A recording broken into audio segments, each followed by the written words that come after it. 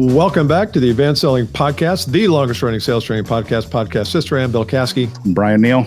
A little bit of a callback here. Last week, I was futzing around with Google and I was asking about podcasts, and it came up, said, do you know what the longest running sales training podcast is? And I clicked and it said the Advanced Selling Podcast. And it is. So if you didn't hear last week's episode, it is official. It is. We've been saying it for 19 years, and now Google has finally picked up on it. Who was the one that started when we did? That was the most, they were like tied. The two guys. There was one called the Sales Roundup. Sales Roundup. That just fizzled away, right? I think so. Yeah. Do you know what the average number of days that a podcast exists is? No, just days, huh? No. Well, it's a few months, but 174 days. That's it. It's 19 episodes or 20 episodes, or basically it's 20 weeks, 3 months, 4 months, something like that, 6 months. But I found that interesting. And the stat was there's only like 11,000, even though there's tens of millions of podcasts, there's only like 11,000 that have been going for longer than 10 years or 6 years or something. It's wild. So it's like 0.0018% of all podcasts are. So we are in the top. I looked at one of our things that we're like 0.1% of all podcasts in downloads popularity in some stat that I read. We are 0.1%. Yeah. I mean, basically because we've done it so long, not because it's any good. No, it's not. Let's be clear. We just outlasted everybody. Shout out to listeners. Speaking of, I went and gave a little talk. We talked a little about speaking last time. Gave a talk to a company here, and guy comes up. It's like, hey man, I've been listening to the Advanced Selling Podcast for years and years and years. I'm like, thanks, man. It's really nice. So great to meet those people in the wild. His name is, didn't get permission. I'll go Bob F. Mm-hmm. Sounds like we're in a 12-step meeting. Bob F. Welcome to the program. Hey, Bob. Glad you're here.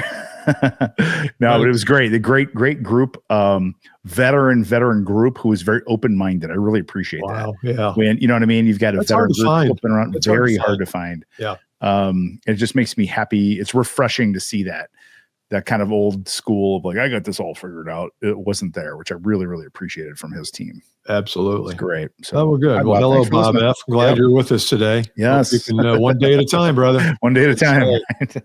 We say here. The promises. Let's see. What do we do? Oh, I know what we're doing. You want to plug your topic, you said, for you want to plug the topic for Insider? Yes, I do want to plug it. It's we call it Sales Process Mastery. And even though sales process sounds really unsexy and non-orgasmic, it actually, the sales process is an asset that we all have. And I don't think we look at it that way. And if you haven't committed your process to a visualized graphic and a picture, and really are super clear, not just about what it is, but why it is, then it's going to be impossible for you to share that. And we have found we've done a lot of this work for some of our corporate clients. We're going to bring it to the Insider on Friday, the first Friday in April. Yes. And so if you haven't joined that and want to get really, really buttoned up on the sales process, that's a good one to come to. I love it. All right. Topic today. So I've got a new client, and congratulations, Bill. Thank you. Congrats, Bill. Way to go, new client. Hey, new client. And do you have a gong over there? Do you have a bell or anything, like a drum? Mm-hmm. You should get a gong or a bell or something. I got a cash register. Thank you. And he just started with us, and it's the VP of sales. Yeah. And he might listen. I don't know. He'll probably recognize the story. Okay. But we were talking about stories, about how does your team depict, and I haven't even met with his team yet, brand new. How does your team depict the story they tell when they go into a cold call or a cold outreach or first call? Mm-hmm. And he said, well, I don't think we're very good at that. I said, okay, well, what do you say? So you're out in the field talking to people. And so he gave it a stab, and it was a long stab. It was a painful stab. He sort of turned the knife inside me, and it took a while. And after about 2 minutes, he said, doesn't sound like I have it buttoned up, does it? I said, no, but it's not unusual because A, I hit you out of the blue with it. B, you probably, if you had a meeting with somebody, you probably would have rehearsed it or at least thought about what you were going to say. But the bottom line is sometimes it doesn't roll off our tongue. And I think we hear a lot about stories today, but we really haven't gotten to the essence of it. And we had Bo Eason on, who's a big story guy. Yeah. But I want to take a stab at it in a slightly different way, which is, how do we tell the story of what we do so that the person is going to be somewhat connected to it? This is not about me growing up in the 60s and, not making the basketball team, which I didn't. I can tell you that story sometime, but it's not about that story. That's a good story personally, but that doesn't help the customer any. Right. So what kinds of stories can we tell our prospects that helps them understand a little bit about who we are, and it connects at a deeper level with them. Yes. So that's my idea for a topic. I love that. And we are going through a story branding exercise with someone who's helping us with messaging, but it's really telling what the brand story is. And it's exactly what you're saying, Bill. It's not the, when I was 24 years old, I went bankrupt and da-da-da-da story. It's our story through the customer's eyes. Mm-hmm. It's our story related to them. So that's the first thing that I think of with this. Good. I need to tell a customer story or a story about the market that our customers are in, what they are experiencing right now. Correct. That they can connect to exactly what you said, and they can visualize it, see it, feel it, before I ever talk about our product or what we do or the mechanics or the implementation or anything like that. And I think sometimes when we tell a story, we tell our story. Right. We want to tell the story. I think those are two different things. And when you bring up story, like, well, I'll tell my story. Well, when I graduated from college and I sold a radio ads. Exactly. It's like, no, that's not the deal. The deal is there's a market story that's being written every day and changing, and something that you do impacts that market story. And that's the story that I think we need to work on telling. Is the story outside of us, not our own customers, but the story that's in the market outside of us. So that's the market story, which it might be slightly different than the company, the company origin story, which I think is a story worth telling. But I think those two are slightly different, because the market story is where you are saying, look, the market has undergone change in the last 10 years. This has happened. It was 3 incidents. Number 1, this, number 2, this, number 3, this, and it brings us to today, where people are struggling with A, B, C, D, and E, and we can help you do that. Yes. We can help you with that. Yes. Go ahead. I was going to give an example. This is a little off the top of the dome here, so it's not baked out, but this is what you start to do. So I started in selling in 1991, and we had no computers. There was no CRM. There was no sales stack technology. And we had problems like trying to get a hold of people, trying to get people to call us back, trying to get people to agree to a meeting, or trying to get someone to say yes or no and not ghost me. Flash forward, we've spent trillions of dollars on tech stacks now. We have every sales AI known to man. We have AI, Google, everything else. We have Salesforce, monsters, and we still have the same problem. We've spent trillions on sales training. Thank you. That's the other side of it. Training, and we still have the same problem. Why? That's part of the story, because that's the market story. Yeah. I look at your CRM right now. If you're a VP of sales, if you look in your CRM, I guarantee you I will find close dates in the past, guaranteed. Mm-hmm. And everyone, if you say that to a CRO, they're going to look down and go, yep, guilty. Yeah. Why is that? You know what I mean? It's because you've been working on the wrong problem. You try to have training and tech solve a problem that's not a training or tech problem. Yeah. Yeah. Telling the story. Working on the wrong problem. Working on the wrong problem. So that's an example of the story. Yeah. Yep. So here's one way to think about it is, and this is a little bit different thing, and that is the I was where you are story. The I was where you are story is a story that's kind of that one there. Yeah. It's a little like, I would say, I was a really bad salesperson. I thought I was pretty good, but the numbers, the stack rank didn't show that. It didn't show that I was very good. And I hopped around from company to company to company thinking, man, these companies suck. They're bad. Why can't I sell? These companies are not very good. And then I realized one day, it's a common thread here. It's not the company. And so that was the time when but I was once where you are now. I once where you are now. There's a song like that. Is there a song? I don't even know what that is. And that's a powerful story, because you can then incorporate, what did you discover?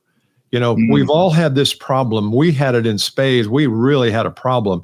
And yet one time we discovered a couple of things that helped us. And so therefore today, that's exactly how we help companies, is we share with our clients what we discovered that has taken this pain away. Yes. So that's an example. Awesome. It's kind of mirrors to what you do, but it's an example of, but when and I was telling this gentleman, I said, when we tell the story, there's got to be some emotion in it. It can't just be, well, we struggled and we had this, and I listened to a podcast once and presto, it was cured. It's done. Well, there's no emotion there. I mean, I want to hear how you struggled with this and how you stayed up nights and you had to get up in the morning and go run. It was constant. I was battling, trying to figure out how to solve this problem. And I couldn't do it. I went for 2 years.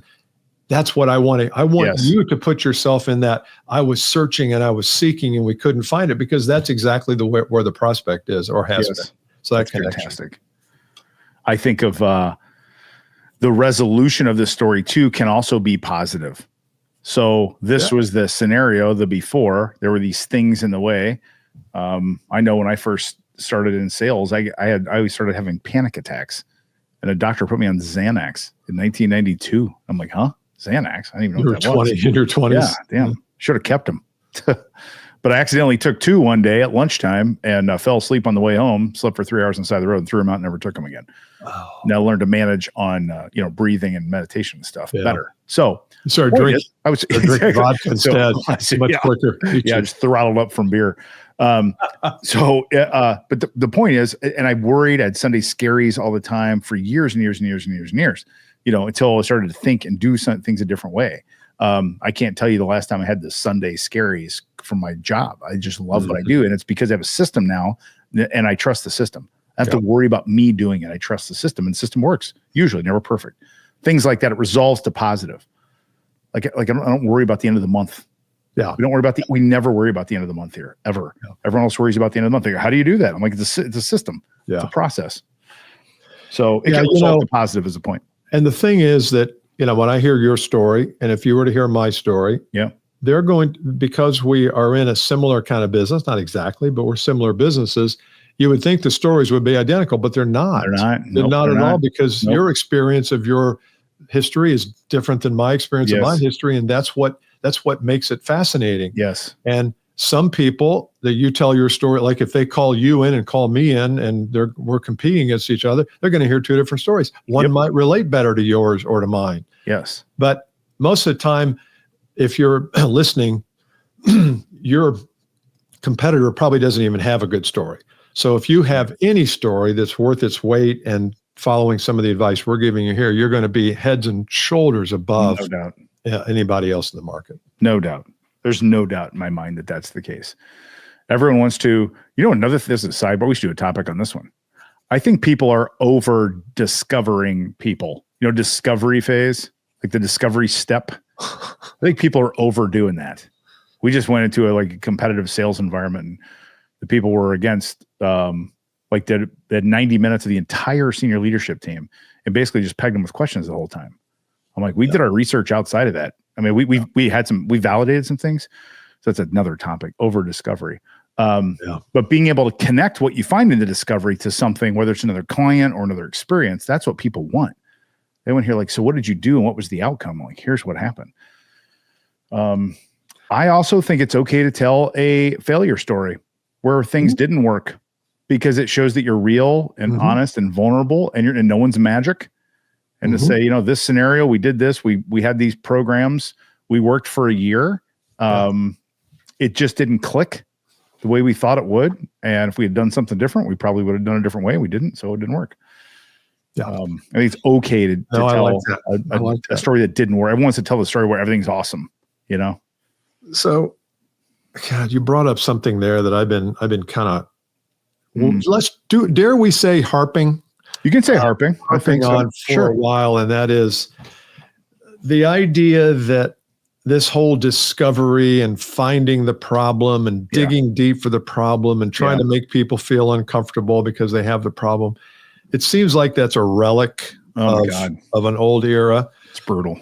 I think it's still appropriate to seek to understand the nature of why you're there and what they're looking for. But I think the new art in selling is the art of explaining value. Yep. And explaining, okay, we know you have a problem. You shared with me. It sounds like, and I've done some research. So let's just say the problems are 1 through 3. That might take 5 minutes. Right. And then the other 60 minutes are, if you hire us, let me tell you what it looks like. Yep. If you decide to do business with us and we decide to do business with you, let's just say that we decide that. We're not there yet, but let's say we do. Let me tell you exactly what it looks like when we come in and work with your team. The other people don't have time to do that because they've spent 90 minutes asking questions. Right. So how are you at declaring, constructing, and proclaiming your offer or the solution? I think that's a skill of the future because people are going to be diagnosing their own stuff if they haven't already through Claude and chat and AI. I mean, yes. You know. And none of us are in a business where we hear something we've never heard before. You know what I mean? Yeah. Like you and I go into a company and talk to a VP of sales. We're not going to hear like, well, the problem is everybody we hired is left-handed. That problem. Not that you've been around left-handed people lately, but I mean, like what? I've never heard that before. Most of the stuff you and I've heard before, right? Got an accountability issue. We're not doing deep discovery enough. We're chasing people around. We got long sales cycle. It's been the same thing since the beginning of eternity. Yeah. So why do we have to like keep digging it up? Let's just call that what it is. And if it's a credibility issue, I don't think either one of us have a problem because we have 2,000 podcasts out there. Right. Yeah, exactly. I was talking to somebody the other day, just a brand new prospect. We just had our first meeting today, but I sent her a piece that I did online, a video, and then I sent her a couple of podcasts that we've done on the topic that she appreciated it. She's like, well, you know what? I know we've worked with your team before, and based on what I'm not looking at anybody else. Why would I? And it's because we got out of that having to show who we are because our digital assets do that. That's right. That's right. And my question for listeners is, do your digital assets do that? Or do you find yourself having to justify, explain, well, let me tell you why our company exists. That should all be handled digitally. That should not be handled physically. Totally. And also keep in mind the intention behind these stories. Bill said earlier, Bill and I are like, in a competitive situation and they're hearing both of our stories, even though we're in a similar adjacent place. We're good friends, partners on this thing. One of us is going to connect differently with that person and better, which is actually good for the client. Oh yeah. Does that make sense? It's like, it's not like, oh shit, I lost, or oh, dang it. It's like, oh shoot, I lost. You know what I mean? If the company's got tall salespeople, so they want Bill because he's 6'4". I'm barely hanging on to 6 feet. Sorry, I can't 6'5". I can't compete against that. It's just he's better for that. And it doesn't matter. That's just like abundance detachment. Move on. So the story is not meant, the point of this is the story is not meant to hook. The story is meant to create understanding and connection. And connection and understanding enough to know you're not my guy, B. Neil. We're going with Bill. Like, good. Got it. Yeah. So okay, good job today. That was, I think that the story topic, and we can come back to that. We'd like to hear what you think of that topic. Send us a note in the LinkedIn, DM us, or just announce it in the group, what you think of the topic. If we want to go a little deeper on it, I just wanted to introduce it because I think people struggle with it, and we should have these stories down. For sure. And I'd love to talk about over discovery and over asking. Oh, yeah. Maybe on our next episode. Yeah, that'd be good. Yeah. All right. I'll see you next time. All right. Cheers. Bye.